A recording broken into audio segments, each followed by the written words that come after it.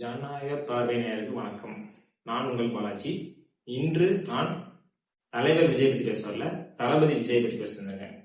1992 அதாவது நாளைய தீர்ப்பிலிருந்து பல விமர்சனங்களையும் பல எதிர்ப்புகளையும் தாண்டி இன்று தமிழ் சினிமாவில் ஒரு தவிர்க்க முடியாத ஒரு சக்தியாக இருக்கிற தளபதி விஜய். ஆரம்ப காலகட்டத்தில் முடி சரியில்லை, மூஞ்சி சரியில்லை, இந்த மாதிரி பல விமர்சனங்கள் தளபதி மேல இருந்துச்சு.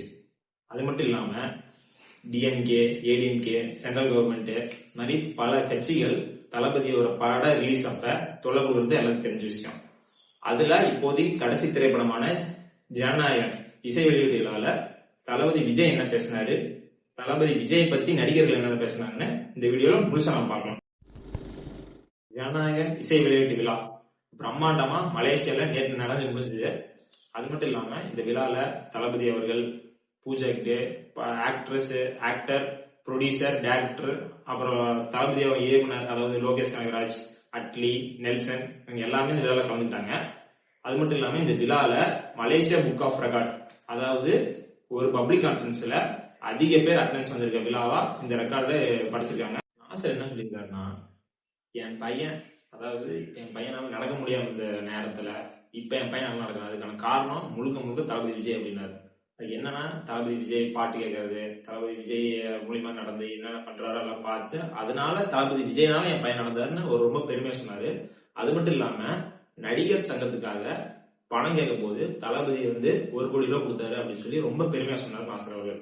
அது மட்டும் இல்லாம அட்லி என்ன சொன்னாருன்னா, என்னோட புகழுக்கு, என்னோட ஃபேமு எல்லாத்துக்கும் காரணம் தளபதி விஜய் மட்டும்தான், அவர் இல்லைன்னா இவ்வளவு தூரம் நான் வளர்ந்துருப்பானு தெரியாதுங்கிறது அட்லி சொன்னாரு.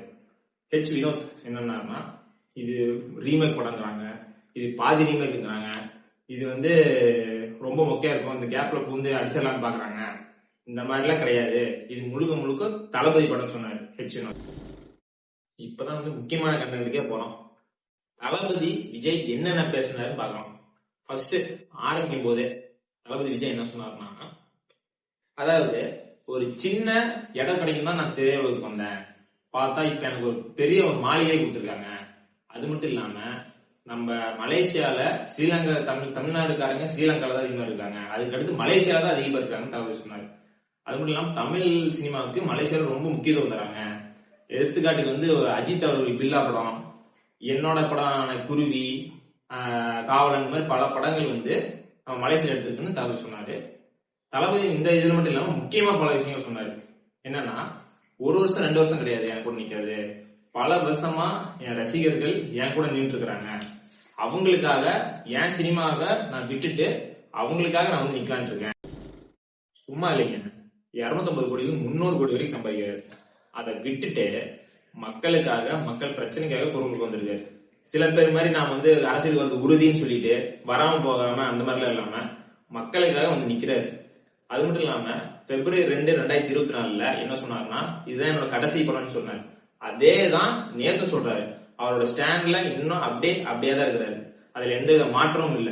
பல பிரச்சனைகளை தாண்டி, பல இடையூறு தாண்டி, கரூர் சம்பந்தம் நிறைய நடந்தது, அதெல்லாம் தாண்டியும் இன்னும் தளபதி என்னங்கிறாருன்னா, என்னோட கடைசி படம் ஜனநாயகன் மட்டும்தான், அதுக்கப்புறம் நான் படத்துல நடிக்க போதில்ல, மக்கள் பிரச்சனைக்கு மக்களுக்காக தான் இருப்பேன், எனக்காக தியேட்டர் வாசல் நின்ன ரசிகர்களுக்காக, அவங்களுக்காக என்னோட சினிமா விட்டுட்டு அரசியல் வரணும்னு சொன்னாரு. அது மட்டும் இல்லாம விஜய் தனியா வருவானா, அணியா வருவானா, இந்த மாதிரி பல கேள்வி கேட்கறாங்க அப்படிங்கிறாரு. அதுக்கு அவர் என்னன்னா, விஜய் எப்ப தனியா வந்திருக்கேன், எப்பவுமே அணியா தான் வருவேன் அப்படிங்கிறாரு.